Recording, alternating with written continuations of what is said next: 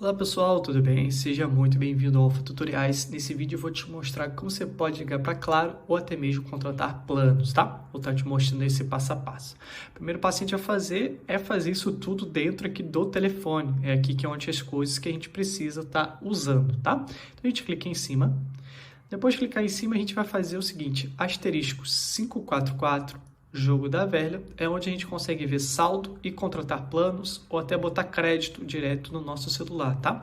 Então, quando a gente clica aqui, recarrega essa parte para dizer quanto que você tem de crédito, que você pode fazer recarga com cartão, com Pix, você pode adiantar R$ 10, ou seja, você pede agora um crédito emprestado, depois quando você for pagar, você vai pagar R$ 13,50, e aí você tem muda para controle e ofertas para você. Qualquer dessas que você quiser, basta você clicar em responder, coloca o número que você quer, e aí você já vai estar fazendo o passo a passo, tá?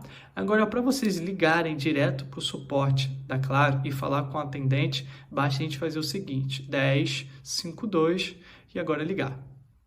Vou botar no alto-falante, vocês vão ver que vai entrar na central da Claro. Olá, você tá na Claro. Já Espera um vamos pouquinho. continuar com seu atendimento telefônico. Basta permanecer aqui. E aqui basta você seguir o passo a passo até chegar no atendente, tá? E vão pedir alguns dados seus e depois você pode escolher a opção para falar com o atendente, para falar depois com algum suporte da Claro, tá bom, pessoal? Espero que essa dica tenha te ajudado a como contratar um plano ou até mesmo falar com a Claro. E caso tenha qualquer outra dúvida, deixa aqui nos comentários. Um grande abraço, até a próxima. Tchau, tchau, pessoal.